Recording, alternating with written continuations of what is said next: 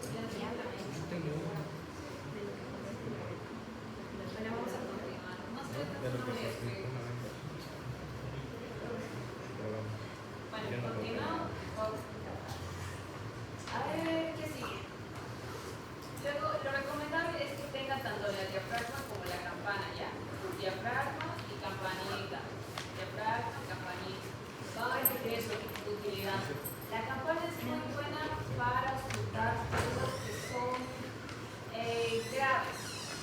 Traten de buscar entre agudo y graves para poderlo diferenciar ya. Esos sonidos, porque es muy importante.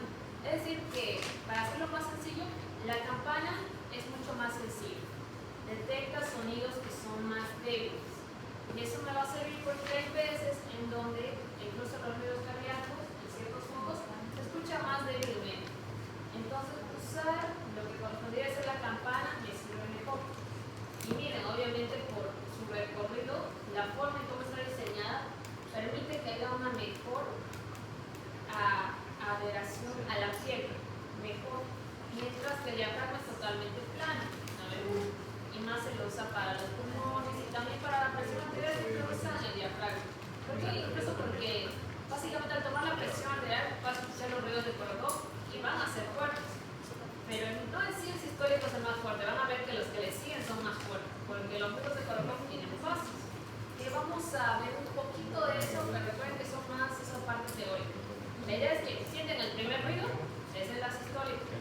Dejan de sentir, pasa un tubo y luego ya no sienten nada, esa es la diastólica. Cuando ya no escuchan nada después del último ruido, ¿ya? Esa es la dinámica, porque son varios ruidos, todos son los ruidos del corazón.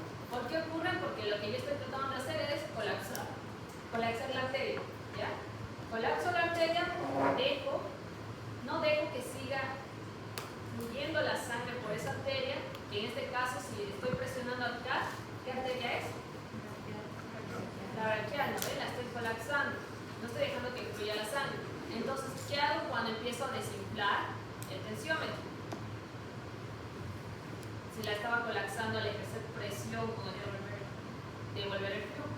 Al devolver el flujo inicialmente, como la arteria estaba colapsada y lo estás abriendo lentamente, controladamente, mejor dicho, haces que la sangre tenga un momento de flujo turbulento, o sea, que se mueva así la sangre por el vaso que estaba colapsado. Ese choque de la sangre con las paredes de la arteria braquial es el sonido. Esos son los ruidos de corazón. Eso es lo que escuchamos.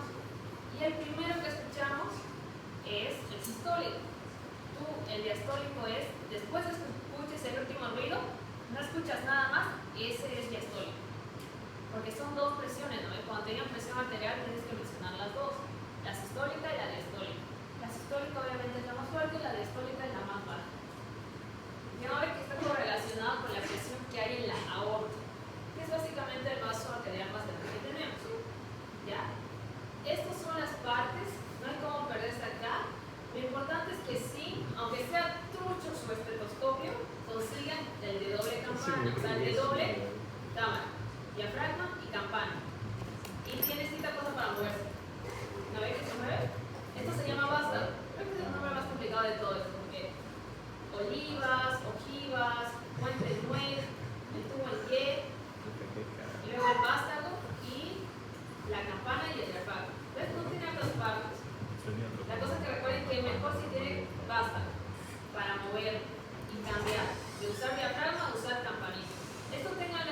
meta, al momento de usarlo, que esté abierto, porque si no, no van a escuchar nada, ¿ya? Tengan en cuenta eso los que tienen doble campana. Ahí está. Consejo, ahí lo decía. La campana es mejor para sonidos graves, es decir, sonidos que se escuchan más débilmente, porque son menores sus frecuencias en un minuto. ¿Cuáles ruidos son menos fuertes? Ustedes por lógica se darán que como ya están avanzando, ¿ya no ya acabaron? No, ya entra circulatorio, proceso circulatorio. Vamos por el Ay, índice.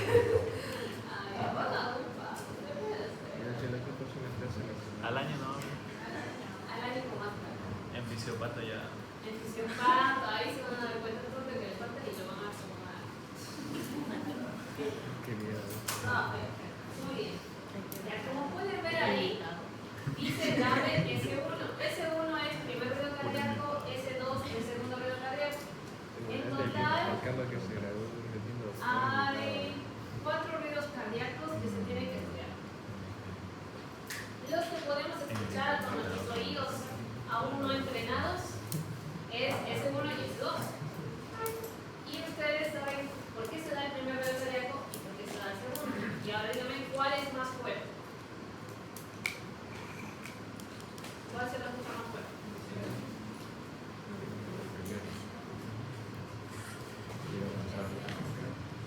Es el segundo y por qué.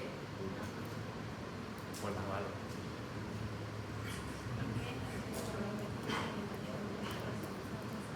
Él es fuerte, por eso le falta, pero tienen que estudiar por su cuenta, no le esperen al doctor.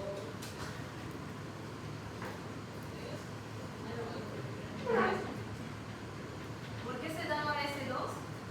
¿El cierre de qué válvula? Ajá, no, ve la aórtica y la pulmonar. Ustedes tienen que saber que acá es donde se maneja mayor presión. Donde se maneje mayor presión es donde se va a generar un mayor sonido, más fuerte. En este caso, es en estas dos. ¿Ya? Eso lo vamos a ver bien en ruidos cardíacos, pero la idea es que sepan que donde se maneja mayor presión, se escucha mejor el cierre. ¿Ya? Se cierran con mucha más fuerza y nos quedan esas válvulas que son del segundo ruido. Por eso el segundo ruido es un top, top, así de, no tiene una secuencia de la quinta como el primero. ¿Ya? El más fuerte es el S2. Por eso con el diafragma lo puedes escuchar bien. Mientras que el S1 es más débil y es mejor escucharlo con la campanita. De preferencia todo puedes escuchar con la campanita. Pero ahí para que lo tomen en cuenta y hay otros ruidos más. S3 y S4 que lo vamos a ver. También lo estoy viendo esto. Antes del tensiómetro, he visto que llegan a preguntar mucho esto, pero hay que saberlo si es que alguna vez te piden que lo expliques. El brazalete no hay como perderse. Lo importante es que vean bien el manómetro. Ven el manómetro, ¿no? Y ven de acá. Estos son los que hay en el hospital, que están más viejos del eléctrico, que el electrocardiograma. ¿Ya? Estos son ahí. ¿Qué dato es importante de la cuestión del manómetro? Es que sepa cuánto vale cada rayita pequeña. ¿Cuánto creen que vale cada rayita pequeña? 1. Ah, no, vale 2. Vale 2. Por eso cuando ven que una persona le pone 171 o 121, probablemente sospechen que no sabe cómo es. Así de claro es uno que no sabe. Aparte de la técnica que les voy a evaluar a quien le toque toma de presión arterial en el examen, no estoy emocionada de eso. Por eso si ves a alguien que pone, por ejemplo, 121 de 60, sabes que probablemente está mintiendo. Porque primero no sabe cuánto vale cada rayita de unidad. Y luego ya, pues, seguro viendo la técnica vas a ver en qué se equivocó. O tal vez es simplemente que aún no puede escucharlo, ¿sí? Ya tienen un truco para fingir que saben. Nunca pongan un número impar. Porque clarito se va a notar que no saben. ¿Ya? Eso tomen en cuenta. Cada rayita pequeña equivale a 2. Por eso de 120 a 100, todas esas rayitas son 2, 2, 2. La rayita más larga es 110. ¿Ya? Y luego vas avanzando. 102,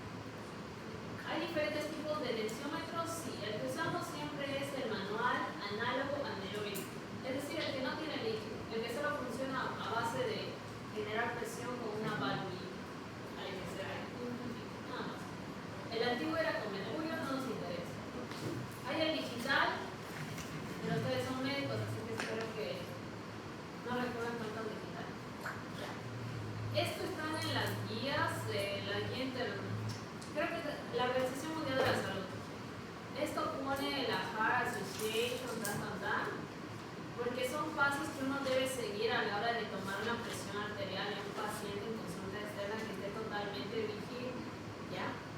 Es diferente el caso cuando le toman la presión arterial a una persona internada. Si la persona no puede pararse, tú le tomas así echado, ¿ya?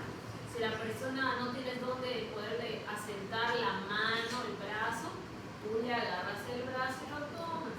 No te haces lío de buscar un lugar. Estas cosas lo suelen preguntar en tercer año, estos 8 pasos o 10 pasos incluso hay. Pero la realidad es que viene el paciente y tú tienes que tomar, no importa en qué situaciones. Si no puedes pararse, tú le tomas echado. Si no hay dónde poner el brazo, tú le agarras el brazo y lo tomas. La cosa es que no te tienes que quedar quieto y decir, pero no hay esto, no hay aquello. Una idea muy importante que hay que tomar, no hay que poner excusas. Eso es muy importante porque si no el doctor se enoja o simplemente dice, este no sabe. ¿Listo? Entonces si uno hay que demostrar que sabe, por lo menos las cosas básicas. ¿Ya? Ahí tienen muchas reglas. Estas reglas, la verdad, sí son idóneas cuando estás haciendo solamente control de presión arterial a pacientes que requieren hacerse controles regulares. ¿Qué paciente requiere hacerse controles regulares de la presión arterial? Eso, ya vamos bien. No me respondieron esta porque es fisiología, pero la lógica sí puede. Esto. Hipertensa, ¿ya? Una persona hipertensa, pero no solo hipertensa, medicada, con tratamiento. Esa es la respuesta completa, con tratamiento. Persona hipertensa con tratamiento debe tomarse la presión arterial de manera regular. ¿Por qué? Porque es importante que el medicamento cubra todas las 24 horas la presión la controle. ¿Ya? Horas que no esté controlando, riesgo que ese paciente se le rompa un vaso pequeño en el cerebro y haga una ACV con la presión alta. ¿Ya? Así que acá, ven estas reglas todas bien locas, ahí sí se ríe. Ahí sí tengo que ser muy fino, le hago sentar bien al paciente, le pregunto cuándo fue la última vez que tomó su medicamento, lo tomé antes del desayuno, ahora son las 12 de la tarde, le tomo. Y si está, por ejemplo, los pacientes hipertensos generalmente no vuelven a tener la presión normal, ¿ya? ¿No ve que presión arterial alta cuándo se considera? ¿Cuál es el valor? 140-90, ¿ya? Entonces una persona hipertensa hay que controlar y hay que ver cuál es su presión más alta. Por ejemplo, si es 180, 100, entonces el objetivo será tratar de llegar a 170, a 160. Que esté ahí está bien, es que está siendo controlado. ¿Ya? La cosa es que baje de lo más alto que llegaba a ser. O sea, es tratar de controlar la presión las 24 horas. Por eso hacer controles para ver si el medicamento es eficiente. Lo que más se le receta a la mayoría de las personas, y lo van a ver, los sartán a morir. ¿Ya? Los sartán, 500 miligramos cada día o 25 miligramos cada 12 horas. Sí, es que esto es baratito, es económico. ¿Ya? Entonces eso es lo que se puede costear. ¿Ya? Hay muchos medicamentos. Y así, que en este paciente sí pueden hacer todo así de manera bien cuidadosa, que esté tocando sus pies en el piso, que esté sentadito, erguido, todo bien bonito ahí, ¿no? No cruzar las piernas, todo eso porque genera variación. ¿Ya? Siempre va a haber variación. Ahí, toma la presión arterial, la fuerza que ejerce la sangre sobre las paredes de las arterias. Tome en cuenta cuál es la definición de la presión arterial, ¿no? Es esa fuerza que se ejerce la sangre sobre la pared de las arterias. ¿Por qué la sangre tiene fuerza? Te recuerda. ¿Por qué la sangre que está en el interior de nuestros vasos tiene fuerza? ¿Quién le da esa fuerza? Sí, el ventrículo izquierdo. Sí, los ventrículos es el corazón, ¿no? El corazón es la bomba, ¿no? Por eso le llaman la bomba. Es la que genera la fuerza y permite que haya una gradiente de presión, por lo cual se pueda mover la sangre. La sangre se mueve por diferencia de presiones. ¿Y quién genera esa presión? El ventrículo izquierdo, obviamente, principalmente. ¿Pero sí es el corazón? No, es el corazón. Eso toman en cuenta. Es sfigmomanómetro, es otro nombre de tensiómetro, más largo. Solo muy importante.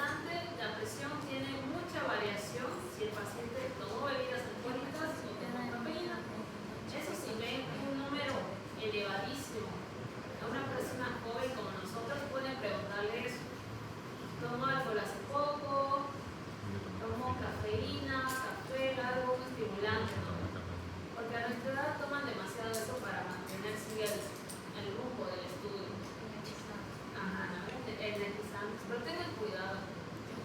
Si combinas energizantes, esto les voy a decir porque lo vi el sábado y fue triste porque era un chico de 17 años. 17 años y ya estoy internado, güey. Ya. Coca, más café, más bicarbonato. ¿De cuál coca? También se coca. No es para que lo conozcan ustedes, ¿no? Esa receta. ¿Ya? Realmente hay personas que sufren adicción, ¿no ves? Mucha de nuestra población joven sufre adicción. Si no es a un joven como nosotros internados, si no es por algo congénito, probablemente es porque es adicción. ¿Ya? Este joven combinaba estas cosas y lo tomaba casi a diario. Estaba internado porque sangró, hizo un sangrado intraparenquimatoso cerebral, es decir, sangró dentro del cerebro. Se le rompió un vaso a un joven de 17 años y era porque mezclaba coca con estimulantes, cafeína, y no sé por qué le añaden bicarbonato. ¿Alguien sabe? ¿Alguien que probó? Dígame, ¿qué se siente cuando tomando con bicarbonato?